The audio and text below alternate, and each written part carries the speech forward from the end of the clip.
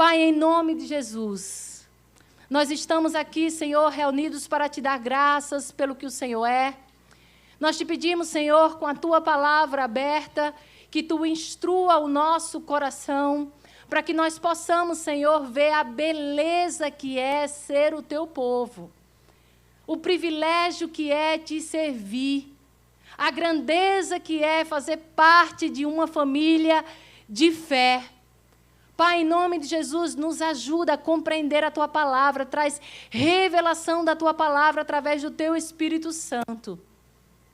Nós queremos, Senhor, ouvir a tua voz. Assim nós oramos e assim nós agradecemos no nome de Jesus. Eu queria falar um pouquinho para você sobre salmos. Os salmos é uma coletânea de orações e cânticos que faziam parte da vida dos judeus, faziam parte da vida do povo de Deus. Esses salmos você vai encontrar, se você está com a sua Bíblia de papel, ali bem no meio, tá certo, da sua Bíblia, ele fica bem no meio, são 150 poemas inspirados. E nós hoje lemos, mas eles eram, de uma certa forma, na sua maioria do tempo, cantado. E assim nós temos essa coletânea de cânticos que eram cantados no templo, eram lidos no momento do culto. E nós hoje estamos trazendo para o dia de hoje, 2025, que significado essas palavras têm na nossa vida, especificamente o Salmo 100. Ele é o único salmo de ações de graças. Ele é um salmo curto, mas que tem muito significado. E o salmista, que nós não sabemos quem é, alguns dizem que é Moisés, outros dizem que é Davi, mas nós sabemos que foi inspirado pelo Espírito de Deus. Ele traz uma verdade. A verdade que nós devemos pensar é porque, de fato, nós devemos gratidão a Deus. E se Ele não faz nada daquilo que nós queremos e esperamos em nossa vida? E se Ele não nos dá a casa que sonhamos? Ou se Ele não nos deu o filho que nós oramos? E se Ele não trouxer para nós o documento que esperamos? E se Ele não faz realizar os nossos sonhos? Será que nós devemos ser gratos a esse Deus? Por que nós devemos responder a Deus em gratidão? E o texto vai nos responder. São apenas 5 versos, fácil de expor, de fácil entendimento. E quando você olha para esses 5 versos, você vai ver que o texto não vai falar de coisas, o texto não vai falar de conquistas materiais, o texto não vai falar sobre bênçãos das quais os nossos olhos podem contemplar, mas o texto vai falar quem Deus é. O texto vai dizer quem Deus é, não somente aquilo que Ele pode nos dar. E o texto é enfático em dizer que Ele é bom, Ele é misericordioso e Ele é fiel. Bom, misericordioso e fiel. A misericórdia de Deus dura para sempre. A sua bondade é inegável. Nada do que passamos de aflições e angústias podem ser levados na conta de Deus como uma maldade. Se Ele é bom, se a sua essência é bom, tudo aquilo que Ele deixa chegar à nossa vida é porque é o melhor para nós, apesar de nós, no momento, não compreendermos. Eu tenho certeza que se você já tem alguma caminhada com o Senhor, você olha para trás e aquilo que você questionava, hoje você encontra a resposta. Aquilo que você queria, hoje você entende que não é o melhor para a sua vida, não era o melhor de Deus para a sua vida. Porque a nossa visão é limitada, mas a visão de Deus é ampla, Ele é eterno, Ele é onisciente, é onipresente e é onipotente. Deus não muda, Deus não cansa, Deus não fica desgastado, Deus não nos abandona, Deus não deixa para lá a promessa que Ele faz, porque Ele é fiel. A pergunta, queridos, dessa noite é: se eu tenho um Deus que é bom, se eu tenho um Deus que é fiel, se eu sirvo a um Deus que é misericordioso com a minha vida, com a minha casa, com a minha família, como eu devo responder a essa gratidão? Porque você sabe, muitas vezes nós dizemos, nós não ficamos satisfeitos quando alguém diz que nos ama. E aquelas ações da pessoa que diz que nos ama não é compatível com o amor que ela fala. Da mesma forma, nós dizemos que somos gratos a Deus, mas precisamos dar uma resposta concreta a essa gratidão que nós sentimos. Como nós devemos ser gratos? O tema de hoje é esse. Como devemos ser gratos a Deus? O texto também vai responder. O verso 1, o texto diz assim: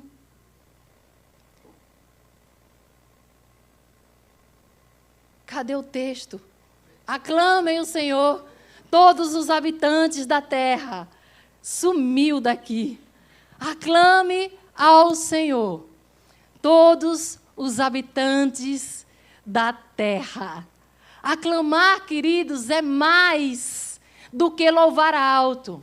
Aclamar é mais do que dizer em alto som para que as pessoas escutem. Quando você vai para o original, quando você vai para o hebraico, é muito mais do que dar um grito de vitória. É você fazer um clamor triunfante. Quando Deus age, é como um som de trombeta que anuncia a presença do soberano. Sabe o que isso significa? O hebraico está nos dizendo, porque algumas traduções da Bíblia vai dizer celebrar, eu não sei como é que está o seu texto. Alguns textos dizem celebrai, e aí se você é velho como eu, você já está aqui, celebrai com júbilo, né? Essa música é daqui, é do Salmo 100. Celebrai. Aclamem, louvem. Só que é muito mais. É uma explosão de alegria reverente, uma declaração pública de que Deus é Rei.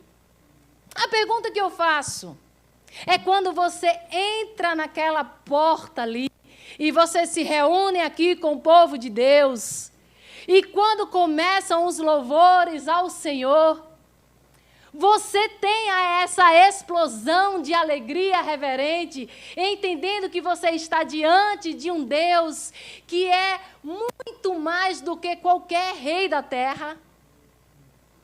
Será que você sente isso no seu coração?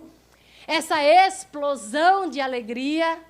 Entendendo que você está na presença de um rei e como um som de trombeta que anuncia que um grande rei soberano está presente, ali você levanta a sua voz. É essa a ideia do texto. Como eu devo responder a gratidão que eu tenho a Deus. Com o coração grato, sempre responde a Deus com louvor. No seu carro, no seu trabalho, na sua casa. Será que você tem respondido a Deus com louvor? Quando nós olhamos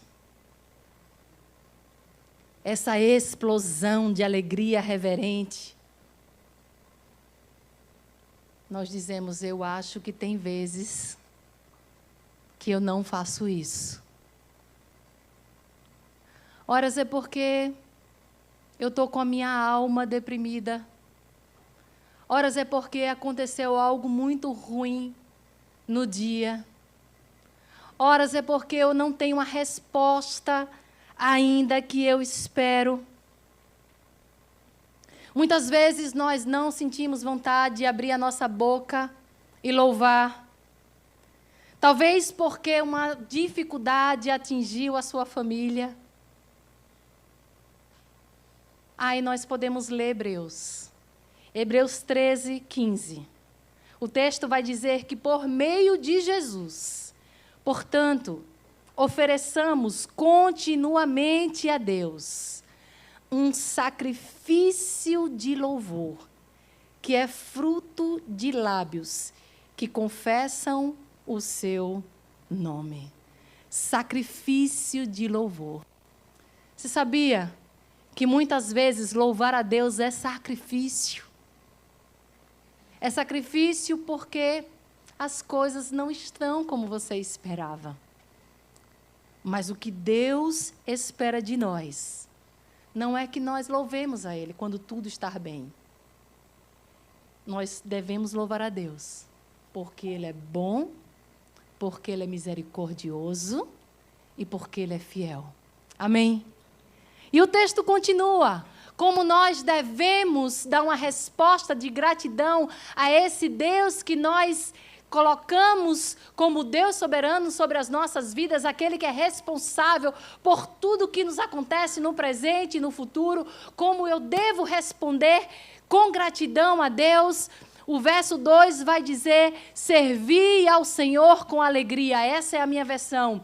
Prestem culto, na versão NVI, na minha versão, servi ao Senhor com alegria. Servir ao Senhor com alegria, apresentem-se diante dEle com cântico. O louvor mexe com as nossas emoções, o serviço mexe com a nossa agenda, com o nosso tempo, com os nossos recursos. Mas o Salmo diz: sirva, não só sirva, mas sirva com alegria. Será que é possível servir a Deus sem alegria? Será que é possível servir a Deus murmurando? Nessa igreja não acontece. Aqui não acontece isso. É um povo feliz, alegre, amoroso. Mas na Bíblia acontece. Quando nós olhamos para Marta, nós vemos Marta com muita raiva da irmã dela que não estava fazendo nada. E ela estava ali, deixando tudo impecável para receber Jesus e os seus discípulos. Quando nós olhamos para Jonas, Deus dá uma missão para Jonas. Jonas deveria pregar para os ninivitas. Ele vai: quem vai? Eu? Eu vou para o outro lado. E depois ele vai. Mas ele vai com uma raiva. E o texto finaliza, são 4 capítulos apenas de Jonas, se você quiser depois ler. O texto finaliza ele com raiva. Ele foi, pregou com raiva. O povo se converteu, aí ele ficou com mais raiva. Né? Se converteu. E depois ele acaba o texto com raiva. É possível servir a Deus murmurando. É possível servir a Deus reclamando. Mas não é isso que o texto diz que faz um coração grato. Porque o coração grato não serve a Deus, mas, na verdade, está servindo ao pastor, a pastora está servindo porque, fizeram uma chamada aí no grupo, e se eu não for, vai pegar mal para mim. Vão achar que eu sou preguiçoso. Não. O texto diz que servir a Deus precisa ser com alegria. Serviço com murmuração é obrigação, é religiosidade. Mas o serviço com alegria vira testemunho. Servir a Deus é um privilégio. Você sabe que eu sempre tive muito cuidado de falar sobre algumas coisas que me deixavam triste a respeito da igreja, por causa dos meus filhos. Aquilo que eu falasse na minha casa ia moldar a fé deles. Se eu reclamasse de todas as pessoas, se eu reclamasse do serviço, se eu falasse da liderança, se eu falasse... Isso iria moldar o coração dos meus filhos. Então, eu sempre busquei servir com alegria. Eu sempre busquei fazer o melhor para que eles entendessem que servir a Deus é bom. Deus nos deu dons e talentos. Todo cristão, preste atenção nisso, se você está aqui e não serve. Todo cristão é chamado ao serviço. Todo ele. Existe uma diferença, tá, gente, entre talento e dom. Talento é aquela habilidade, aquela capacidade natural. Nascemos com talento. Não tem ninguém que nasça sem talento. Talvez você ainda não descobriu o seu. E como é que você sabe que você não tem talento? Fazendo. Por exemplo, o meu talento na música começou e se acabou aos 11 anos de idade. Numa questão de 3 meses. Eu queria tocar violão, pedi à minha mãe, naquela época, lá atrás, 11 anos, ixi, nem queira fazer conta. Não era como é hoje em dia, né? Todo mundo toca e tem música, e hoje, se você quiser, você abre o YouTube e você aprende. E minha mãe ia me levar num lugar muito longe para aprender violão. E, nessa época, nós morávamos com uma tia. A nossa tia morava conosco. E eu sei que ela não vai assistir o YouTube, tenho certeza disso. E, quando eu comecei a ensaiar em casa, minha tia ficava muito brava, porque o apartamento era pequeno e fazia o maior barulho. E eu ficava ali, né, naquele negócio. Eu achei pouco, comprei uma guitarra, comprei uma caixa. Isso durou 3 meses. E aí, nunca mais. Um talento frustrado, porque talento eu tenho, mas está incubado. Ninguém apostou em mim. Esse foi o problema, gente. Então, eu pensei, quando eu tivesse filho, isso não vai ficar assim. Eu guardei essa mágoa, mas fiz dessa mágoa algo positivo. Brincadeira, eu não fiquei magoada. Quando meus filhos nasceram, eu falei, esses meninos não vão ter nem quarto de brinquedo. Eles vão ter uma sala de música. E aí, eles foram ali testando. Então, encontraram o talento deles. Talento para música. Você pode testar. De repente, você tem esse talento para música. Talento para esporte. Tem gente que já nasce. Você vê que a criança tem uma desenvoltura para o esporte. A minha vida no esporte também não foi muito promissora.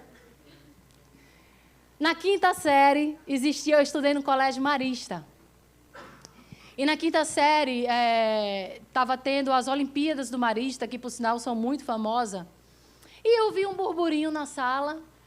E eu fui perguntar o que estava acontecendo. O pessoal disse, não, a competição vai ser agora de natação e está faltando uma pessoa. Você imagina o que eu fiz? Eu disse, eu vou.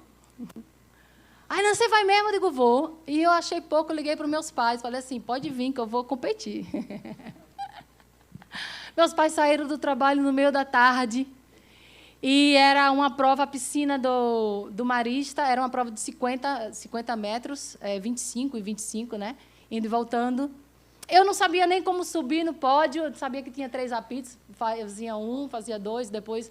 Nem aquilo eu sabia, eu fiquei olhando assim para o lado para ver como é que fazia. Ninguém me deu instrução, não deu tempo. E quando ele apitou, eu fui, mas eu fui assim com toda a força do meu coração.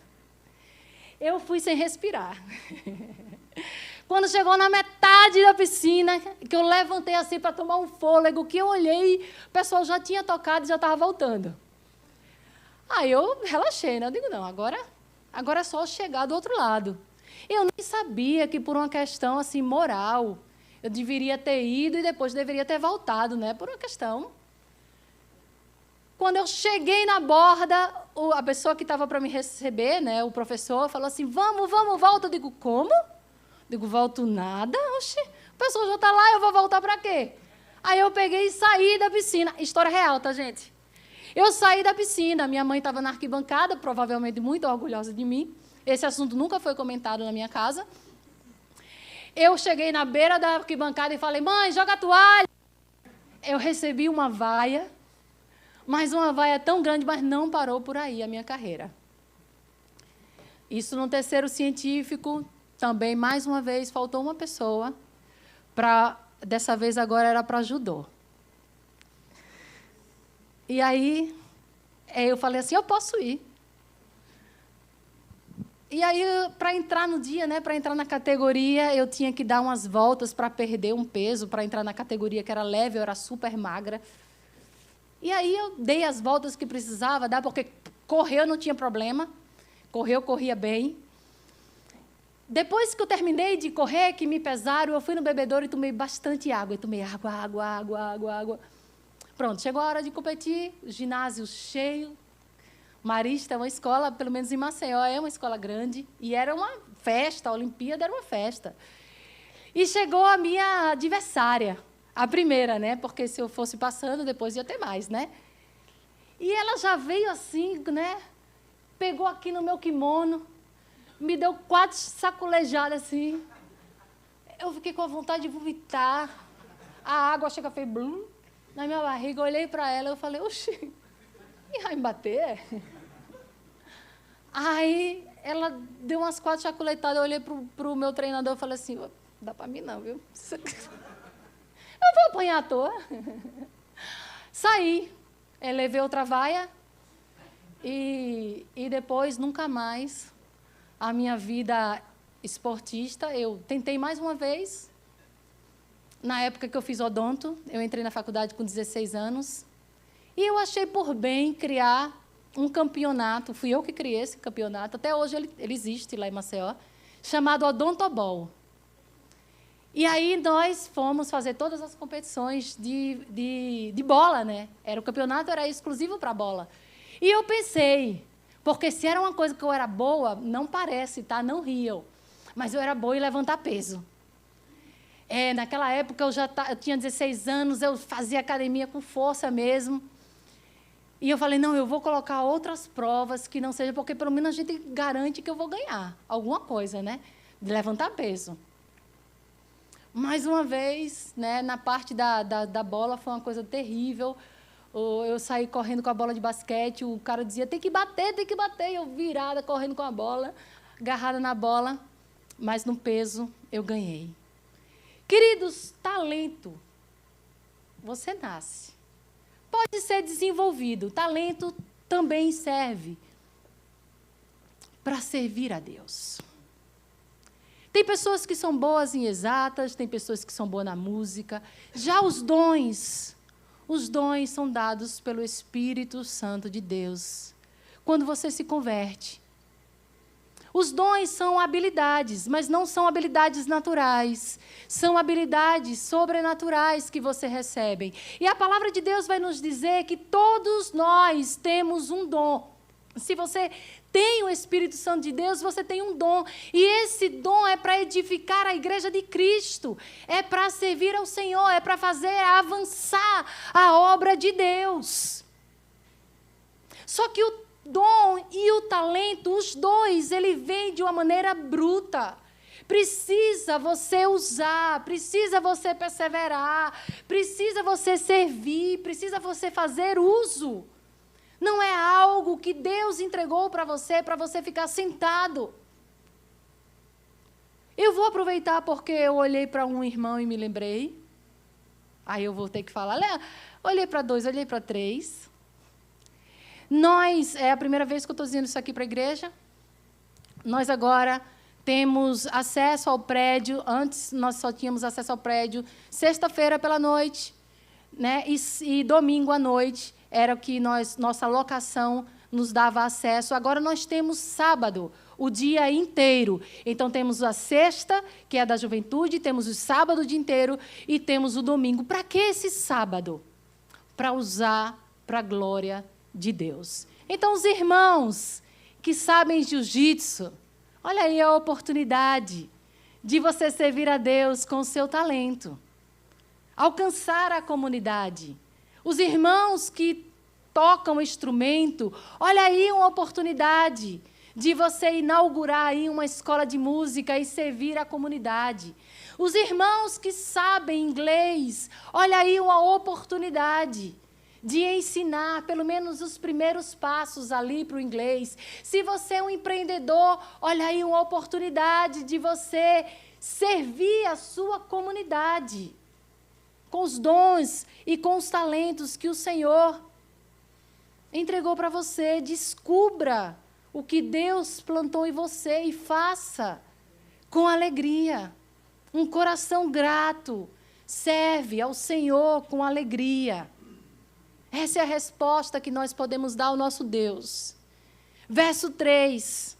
O verso vai dizer assim: saibam que o Senhor é Deus. Um coração grato reconhece quem Deus é, mas não só com o intelecto, reconhece com as suas ações. Deus é criador. Você não. Você é criatura, você é filho. Ele é Deus, você não é. Quantas vezes nós queremos ser o Deus da nossa vida? Quantas vezes nós não nos submetemos à vontade de Deus? E o texto vai dizer que Ele é pastor e nós somos ovelhas. Interessante é que o texto não vai dizer só quem Deus é, mas quem nós somos diante desse Deus. E ele diz algumas coisas sobre a nossa identidade. Ele diz primeiro que Deus nos fez. Deus nos fez. Você não é um acidente. Você foi planejado por Deus com um propósito, com uma missão de vida. O texto também diz que nós somos dele. Deus nos fez e nós somos dele. Ele é responsável por nós. Ele nos sustenta. Ele nos protege. E o texto também diz que nós somos ovelha do seu pasto. E essa palavra, essa analogia que Deus faz, Ele sendo pastor e nós outros sendo ovelhas. Nós precisamos entender que a ovelha é um animal que é frágil, é um animal que é dependente, é um animal que muitas vezes é mais irracional, se assim eu pudesse dizer, do que todos os outros animais irracionais. Ela precisa ser conduzida por um pastor. Queridos, olha, não foi só nesse texto, mas em outros textos, Deus nos chama de ovelhas. Veja bem, Isaías 53:6. Todos nós, tal como ovelhas, nos desviamos. Ou seja, uma pessoa como eu e como você, sem o nosso pastor, que é Jesus Cristo, nós nos desviamos facilmente. Nós nos desviamos, nós não temos senso de direção. É o que o texto está dizendo, Salmo 23, 1:3, Salmo de Davi, que você conhece. O Senhor é meu pastor, nada me faltará, Ele me faz repousar em pastos verdejantes, Ele me leva para junto de águas de descanso, restaura o meu vigor. Nós, como ovelhas, não sabemos nem quando nós devemos descansar. Nós achamos que podemos.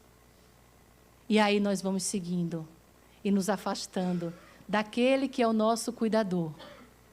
E a gente não para nem para beber água, nem para descansar, nem para ser restaurado por esse pastor. Lucas 12:32, palavras de Jesus. Não tenham medo, pequeno rebanho, pois foi do agrado do Pai dar a vocês o reino mais uma vez. Nós somos chamados de ovelhas. Ovelhas são vulneráveis, são limitadas, são dependentes e têm uma inclinação a se perder. Para os que são facilitadores do Na Mesa, que é o nosso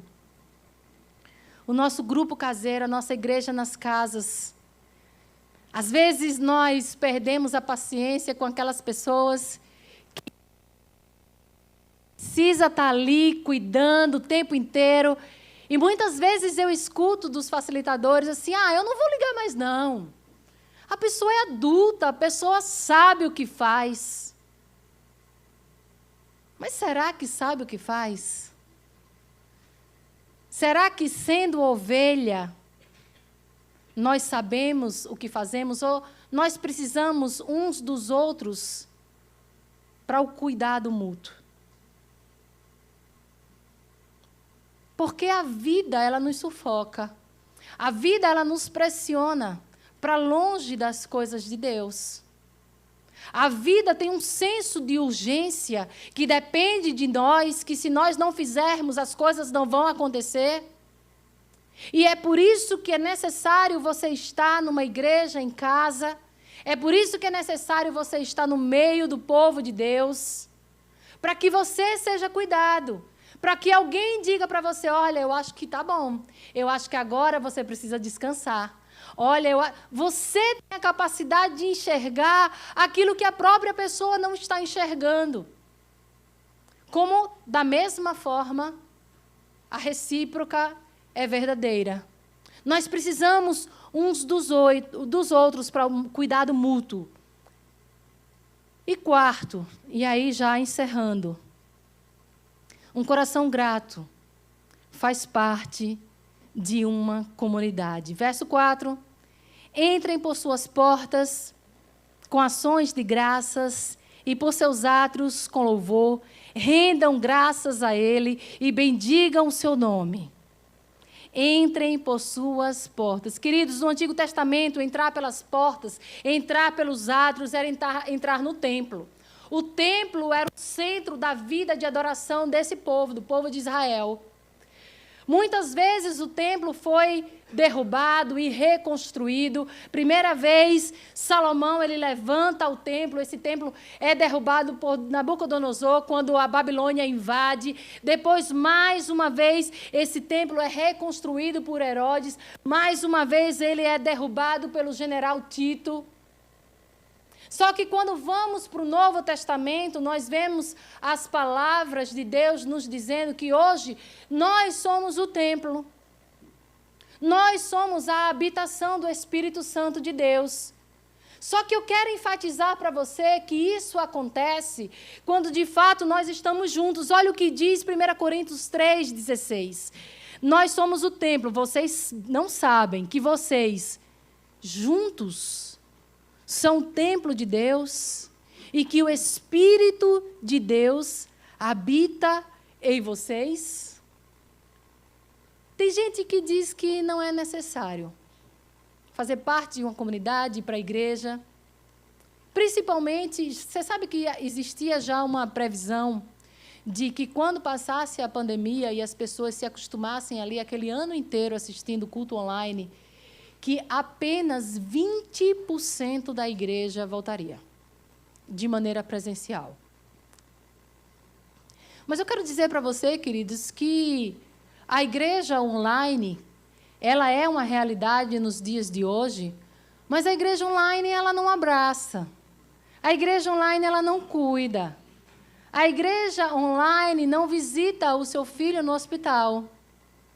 A igreja online é para quando acontece algo que, de fato, não podemos estar presentes aqui uns com os outros. Não é a mesma coisa online. A igreja não é algo quando dá.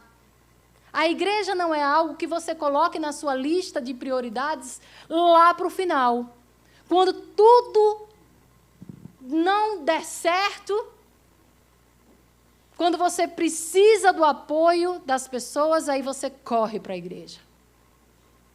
Eu lembro que um pastor amigo meu, ele disse que orava tanto pelas famílias da igreja, para que as famílias da igreja prosperassem, para que as famílias da igreja pudessem ali, com mais condição financeira, engajar na obra de Deus. Aí ele virou para mim e falou assim: Thaís, você sabia? As famílias prosperaram e o que elas fizeram? Elas compraram um motorhome. E agora elas vão de carreata viajando os Estados Unidos afora. Eu falei, A gente ri, mas a gente sabe que muitas vezes é a nossa realidade e às vezes até o nosso sonho. Como se a igreja fosse algo para quando as coisas não vão bem. Mas igreja é lugar de descanso, queridos. Deus não nos chamou para seguir sozinhos. É através dos nossos dons que o Senhor vai trabalhando em nós e através de nós. Um coração grato responde a Deus com louvor. Um coração grato responde a Deus com serviço, com alegria. Um coração grato reconhece quem é Deus e quem nós somos. E um coração grato faz parte de uma comunidade. Queria convidar você a ficar de pé para que nós possamos orar. Nós devemos responder a gratidão que temos a Deus com atos, com ações concretas. Porque o próprio Jesus, Ele mesmo, com a sua própria vida, ele fez o maior ato de gratidão da história. Pouco tempo dele ir para a cruz, para pagar pelo meu e pelo seu pecado, ele se reúne ali com os seus discípulos, pessoas que iriam lhe negar. Ele sabia que Pedro, em pouco tempo, negaria. Ele sabia que ele iria ser traído. Ele estava ali na mesa com Judas. Ele sabia que todos aqueles homens eram falhos. Ele sabia que, olhando por merecimento, não valeria a pena morrer por nenhum daquelas pessoas que estavam assentadas com ele. Mas ele, naquele momento ali naquela mesa, com aquelas pessoas falhas, ele levanta o cálice, ele levanta o pão e ele dá graças. Ele dá graças a Deus. E ele diz que aquele ato, aquele pão estava sendo repartido, que era em favor de todas aquelas pessoas, ainda sabendo que seria traído, ainda sabendo que seria negado o seu nome, a sua amizade. Mesmo assim, ele entendeu que valia a pena dar graças. E a pergunta que nós fazemos é como? Como valeria a pena ser pendurado no madeiro, ser chicoteado, zombado,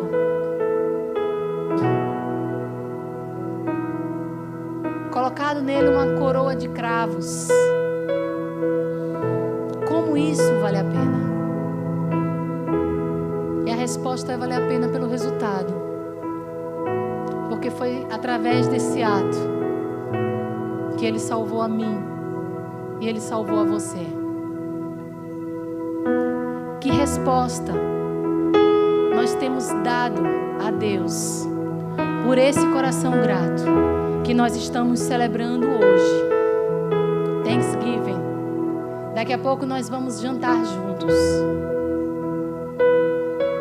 Será que nós temos dado tantas desculpas ao Senhor para chegar aqui nesse lugar, não levantar a nossa voz e adorar e dizer que Ele é bom, que Ele é santo, que Ele é misericordioso, que Ele é fiel? Será que não existe motivo suficiente olhando para Cristo para eu levantar a minha voz no momento de adoração e com todo o meu fôlego, numa explosão alegre, contagiante, abrir a minha boca e louvar, engrandecer ao nome desse Deus? Será que não temos motivo suficiente? Será que não temos motivo suficiente de servir a Deus com alegria? Abrimos a nossa boca para dizer que não temos tempo, que precisamos esperar as coisas ficarem melhor. Quando um coração grato serve ao Senhor com alegria, encontre o seu lugar no meio da comunidade. Nós estamos aqui para isso, para encorajar você. Você é a peça que falta nessa igreja. Corpo de Cristo, diferentes membros. Eu não tenho a habilidade que você tem.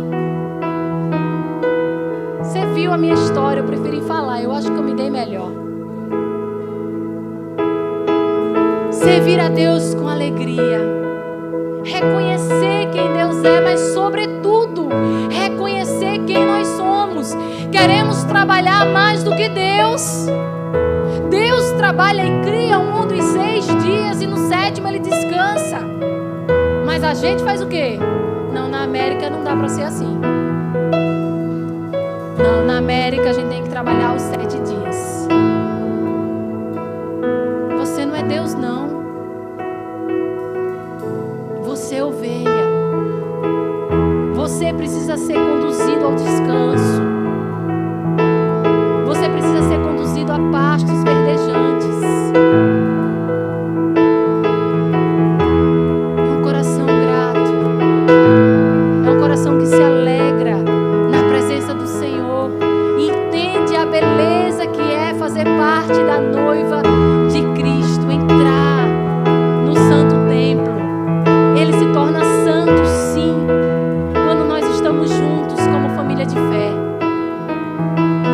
Olha que mistério.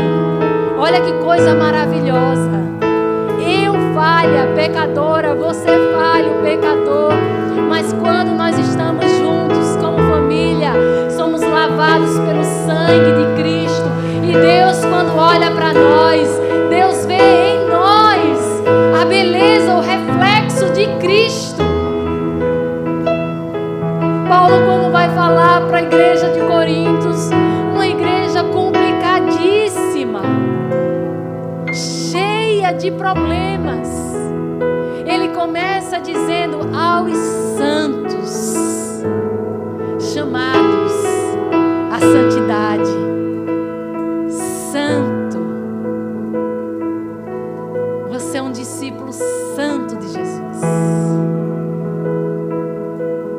Com todo o entendimento, vamos adorar a Deus com toda a força do nosso ser, com o coração grato, mas mais do que uma ideia, mais do que uma sensação, mais do que uma emoção, se comprometer com o Senhor, de devolver a Ele, dar uma resposta concreta a essa gratidão que você sente. Deus te trouxe nesse lugar para você ser uma bênção, para você ser frutífero. Entenda isso, querido. Vamos orar.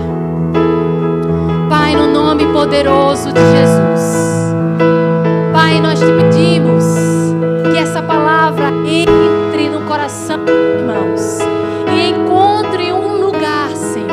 Encontre um lugar, não só para fazer morada, mas para frutificar, Senhor. Que pessoas saiam desse lugar entendendo o que é igreja, entendendo a beleza de fazer parte de um povo chamado com a missão de fazer novos discípulos, tirar pessoas das trevas e conduzir essas pessoas para o reino de luz do teu Filho.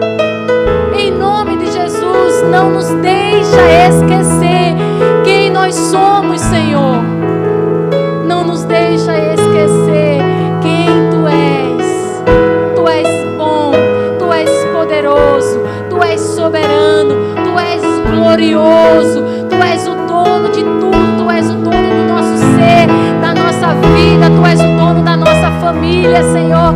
E nós queremos Te devolver o nosso melhor. Pai, não se afaste de nós.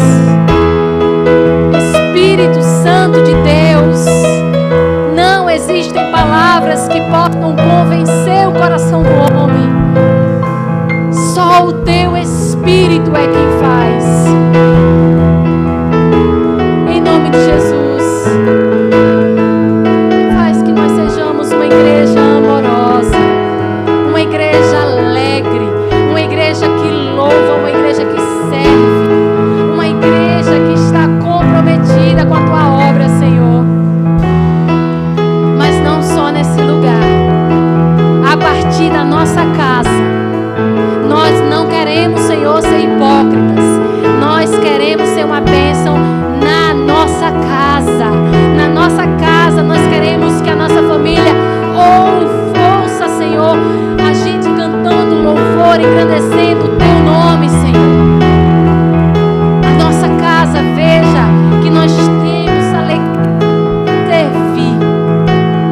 Que a nossa casa celebre com gratidão quem o Senhor é.